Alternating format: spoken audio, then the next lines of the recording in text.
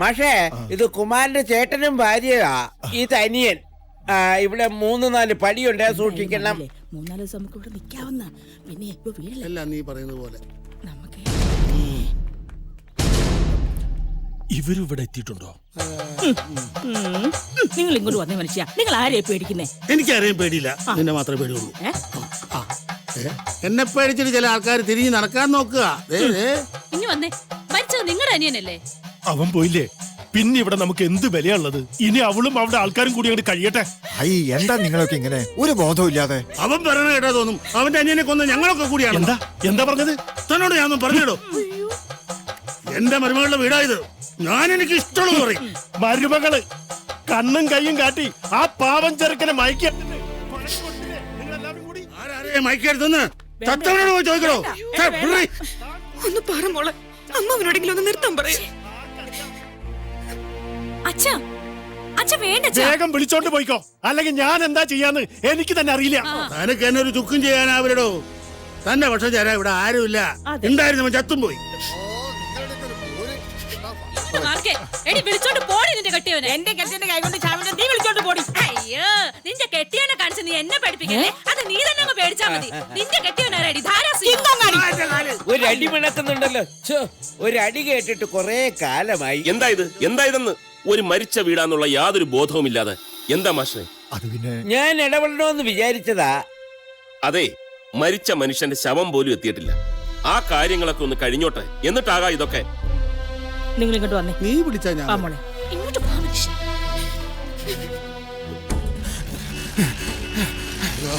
ഈ പ്രാവശ്യം എന്നെ പൊക്കിയത് തന്നെ. ഉരുട്ടിക്കൊല്ലാതിരുന്നാ മതിയായിരുന്നു. ഏതിലെ പോകും? ഇതിലെ പോകാം.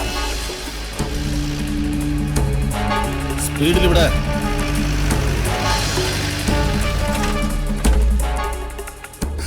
ആവൂ, അപ്പൊ എന്നെ പൊക്കാനായിരുന്നില്ലല്ലേ?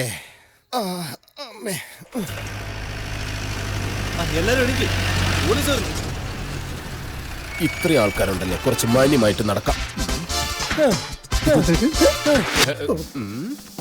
എന്താടാ എന്റെ നടത്തം കണ്ടിട്ട് നിനക്ക് പിടിച്ചില്ലേ?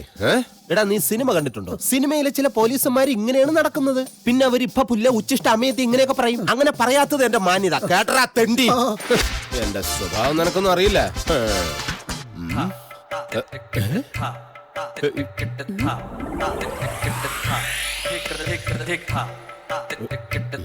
ഏതോ തമിഴ് മന്ത്രിയുടെ പ്രതിമയാണെന്ന് തോന്നുന്നു. അനുഗ്രഹിക്കണം, ഞാൻ നന്നായി വരട്ടെ. ആരാ ഇതിന്റെ സിലോപ്പി? ഇതുണ്ടാക്കിയത് ആരാണെന്ന്? ഉണ്ടാക്കിയ ആള് ചത്തുപോയി, പേര് പപ്പനാവൻ. 3 പടിയുണ്ട്, സൂക്ഷിക്കണം. ഇക്കാലത്ത് പ്രതിമ സംസാരിച്ചു തുടങ്ങി. ആരാ സ്റ്റേഷനിലേക്ക് ഫോൺ ചെയ്യാൻ ധൈര്യം കാണിച്ച ആ മഹാൻ? ഞാൻ എപ്പോഴേ പറഞ്ഞതാ മിസ് കോൾ കൊടുത്താൽ മതിയെന്ന്. ആരാന്ന്? ഞാനാണ് സർ. മാറിക്ക്. എന്താ തന്റെ പേര്? പ്രതിമയോടല്ല, തന്നോട്. സദാശിവൻ. താൻ സാദാശിവനല്ലേ, അല്ലാതെ ഒറിജിനൽ ശിവനൊന്നുമല്ലല്ലോ. ഈ മരിച്ചുപോയ കുമാരൻ ജീവിച്ചിരുന്ന ആളാണ്. ജീവിച്ചിരിക്കുമ്പോൾ അയാൾ മരിച്ചിട്ടില്ല സർ. My God. അപ്പൊ ഈ കേസും കുഴയും. അല്ല, അത് തനിക്ക് എങ്ങനെ അറിയാം?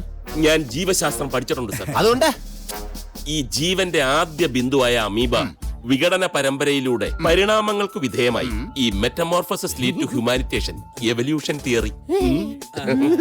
അപ്പൊ എന്റെ ഊഹം തെറ്റില്ല. താനൊരു ബുദ്ധിജീവിയാണല്ലേ? ഞാനായിട്ടായതല്ല, പിന്നെ പാരമ്പര്യം. മനസ്സിലായില്ല. എന്റെ അച്ഛൻ, അച്ഛന്റെ അച്ഛൻ, അച്ഛന്റെ അച്ഛന്റെ അച്ഛൻ എല്ലാവരും ബുദ്ധിജീവികളായിരുന്നു. പക്ഷെ ഇതിന്റെ ഇടയ്ക്ക് ഒരു മന്ദബുദ്ധി ഉണ്ടല്ലോ. അതാരാ? അല്ലെങ്കിൽ താൻ ഉണ്ടാവില്ലല്ലോ. അതെന്റെ അനിയനായിരുന്നു. അവനെ വീട്ടിൽ നിന്ന് പുറത്താക്കി. ആ ബുദ്ധിജീവികളെ ഒരൊറ്റ കയറ്റാൻ തരും.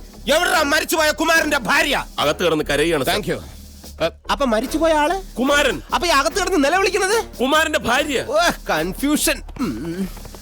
നിക്കണ്ടേ അവിടെ? ഇതെന്താ സ്കൂൾ വിട്ട പോലെ? അകത്ത് ഉപ്പാവൊന്നും വിളമ്പണില്ല. ആരും വരണ്ട. താനങ്ങോട്ട് പോകുന്നു. അല്ല, ആരും വരണ്ടെന്ന് പറഞ്ഞു. എന്നോടൊപ്പം ഒരാൾക്ക് വരാം. താനങ്ങോട്ടാ? ഒരാൾക്ക് വരാമെന്ന് പറഞ്ഞു. എടോ, അത് ഞാൻ ഇവനോട് പറഞ്ഞതല്ലേ. ഒരാളായില്ലേ സാർ? എടാ, അതിന് ഇവൻ അല്ല, ഞാൻ ഒരാളാണ്. എടാ, അതല്ല, ഞാൻ ഇവനോടാ പറഞ്ഞത്. ഞാനും ഒരാളാണ് സാർ. എടോ, നിങ്ങൾ രണ്ടല്ലേ? അല്ല സാർ, ഞങ്ങൾ ഓരോരുത്തരാ. എന്നാ നിങ്ങൾ വാ. ഇതിൽ ആർക്കാ തെറ്റി? ഇതെന്താ പോലീസ് അകത്തോട്ട് ചോദ്യം ചെയ്യാൻ? അതിന് വനിതാ പോലീസ് അല്ലേ വേണ്ടത്? അയ്യോ, കൊണ്ടുവരാൻ മറന്നുപോയി. ഞാൻ ഇനി സാരി ഉടുത്താൽ മതിയോ? നന്നായി സാറേ, കുറച്ച് വർത്താനം കൂടുതൽ. നിർത്താൻ. ഈ സൗമിനെ ഞാനല്ല, ഇതാ കുമാരൻ ഭർത്താവാണ് സാർ. ഈ കുട്ടി എന്റെ മോള. അപ്പൊ കുമാരന്റെ കുട്ടിയല്ല. ഈ കുമാരൻ ആത്മഹത്യ ചെയ്തു എന്ന് നിങ്ങൾ വിശ്വസിക്കുന്നുണ്ടോ? എനിക്കറിയില്ല സർ. ദാമ്പത്യ പ്രശ്നങ്ങൾ തുറന്നു പറഞ്ഞോളൂ. എനിക്കതൊക്കെ കേൾക്കാൻ നല്ല ഇൻട്രസ്റ്റ്. സത്യം. ക്ഷമിക്കണം സാർ, മരിച്ചുപോയ മനുഷ്യന്റെ ഭാര്യയാണവർ. എന്റെ ഭാര്യ എന്ന് ഞാൻ പറഞ്ഞില്ലല്ലോ. സ്വന്തം ഭർത്താവ് മരിച്ചുപോയി എന്ന് വിശ്വസിക്കാൻ പോലും അവർക്ക് ഇപ്പൊ കഴിയില്ല. എന്നാ മരിച്ചു എന്ന് വിശ്വസിച്ചിട്ട് ഞാൻ വരാം. ഓക്കെ? അങ്ങനെയുള്ള ഒരു അവസ്ഥയിൽ ഇത്തരം ചോദ്യങ്ങൾ ചോദിക്കരുത് സാർ. ശരി, എന്നാ വേറെ ചോദ്യം ചോദിക്കാം. ഒരൊറ്റ ചോദ്യം. കുമാരന് ഇഷ്ടപ്പെട്ട പൂവ്? Sir please. ഞാൻ പൂവെന്നല്ലേ പറഞ്ഞത്, അതിൽ അക്ഷര തെറ്റൊന്നുമില്ലല്ലോ. ഇവിടെ കുമാരന് ഇഷ്ടം മുല്ലപ്പൂവായിരുന്നെങ്കിൽ ആ വഴിക്ക് നമുക്കൊന്ന് ചിന്തിക്കാമായിരുന്നു. ഈ മുല്ലപ്പൂവിന് ചില കാര്യങ്ങളുമായി വല്ലാത്തൊരു ബന്ധമുണ്ട്, അതുകൊണ്ടാ. ബൈ ദ ബൈ, കുമാരൻ അയച്ച കത്ത് എവിടെ? കത്ത് ഇവിടെ ഉണ്ട് സാർ. ഇങ്ങട് ഇപ്പൊ വായിച്ചു. എന്റെ പ്രിയപ്പെട്ട സൗമിനിക്ക്. എന്തു പറ്റി സാർ?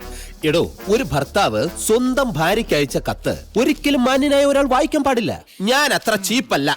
എന്നാ സാറ് കത്ത് ഇങ്ങോട്ട് കൊടുക്ക്. താൻ വായിക്ക, കേൾക്കുന്നതിന് കുഴപ്പമില്ല. ഇതിങ്ങനെ പരസ്യമായിട്ട് വായിക്കുന്നത് ശരിയല്ല. അതെന്തിനാ നിങ്ങൾ അന്വേഷിക്കുന്നത്? എന്റെ മരുമകളുടെ ഭർത്താവ് അവൾക്ക് അയച്ച കത്താ അത്. അതെ, എന്റെ അനിയൻ എഴുതിയ കത്താ. അയക്കുന്നവിടെ തീർന്നു. എഴുതിയാളുടെ അവകാശം. ഇപ്പൊ ഈ കത്ത് ഞങ്ങളുടെ അവകാശത്തിലാ. അത് തന്നെ. നിങ്ങൾ അത്രയ്ക്ക് അടുത്ത ബന്ധുക്കളാണല്ലേ? അതെങ്ങനെ മനസ്സിലായി? നല്ല ഐക്യം. കുമാരൻ ഇവിടെ അടിച്ചോണ്ട് പോന്നതാ. ഓഹോ, പ്രായപൂർത്തിയായ യുവതി യുവാക്കളുടെ കല്യാണത്തിന് എതിര് നിന്ന നിങ്ങളുടെ പേരിൽ മുൻകാല പ്രാബല്യത്തോടെ എനിക്ക് കേസെടുക്കാം. കുമാരന്റെ ആത്മഹത്യാ പ്രേരണയും നിങ്ങളുടെ പേരിൽ ചുമത്തും. പോലീസിന് എങ്ങനെ വേണോ കേസെടുക്കാം, അറിയാലോ. എല്ലാത്തിനെയും കുറുക്കും ഞാൻ. അകത്തിങ്ങടുത്തെ ഇതിന്റെ സീല് വെച്ച് അയച്ച സ്ഥലം ഞാൻ കണ്ടുപിടിക്കും. കിട്ടിപ്പോയി. KA. എടോ, ഇത്രയും നാളായിട്ട് ഈ സീല് വെച്ച് ഇവിടെയുള്ള ക്ലാപ്പന്മാരും ഇത് കണ്ടുപിടിച്ചില്ലേ? എടോ, KA എന്ന് പറഞ്ഞാൽ കാസർഗോഡ്, അല്ലെങ്കിൽ കടലുണ്ടി, അല്ലെങ്കിൽ കൽപ്പറ്റ, കായംകുളം, ഇല്ലെങ്കിൽ കളിയിക്കവള. ഇവിടെ എവിടുന്നോ അയച്ചതായിരിക്കും. പക്ഷെ ഇത് കണ്ടുപിടിക്കണം. ഇനിയിപ്പൊ അന്വേഷിച്ച് കണ്ടുപിടിച്ചാൽ തന്നെ കിട്ടുന്നത് എന്താ? വേറെ ഒരു ഡെഡ് ബോഡി. അതും കിട്ടണമെന്നില്ല. സാർ ഇങ്ങനെ പറഞ്ഞാൽ എങ്ങനെ? പിന്നെ എങ്ങനെ പണയണം? ഇല്ലെങ്കിൽ ഈ കേരളത്തിലുള്ള സകല കുമാരന്മാരുടെയും ലിസ്റ്റ് എടുക്കണം. അതിൽ മരിച്ചവരെത്ര, മരിക്കാത്തവരെത്ര, അതെല്ലാം കൂടെ കൂട്ടി കുടിച്ച് ഹരിച്ച് വരുമ്പോഴത്തേനും ഞാൻ റിട്ടയർ ആവും. സാർ എന്തൊക്കെയായി പറയുന്നത്? കുമാരന്റെ ബോഡി എളുപ്പം കണ്ടുപിടിക്കണം, അല്ലെ നാട്ടുകാരെ തനിനിറം കാണേണ്ടി വരും. അയ്യോ, ഇങ്ങനെയൊക്കെ പറഞ്ഞ എങ്ങനെ? ഞാൻ അങ്ങനെയുള്ള ഒരുത്തനാണോ? എല്ലാത്തിനും നാട്ടുകാർ എന്റെ മണ്ടക്കാരൻ പറഞ്ഞു. നീ പാടാ, നാണം കെട്ട എന്നെ ജീവിക്കാനും സമ്മതിക്കില്ല എന്ന് വെച്ചാ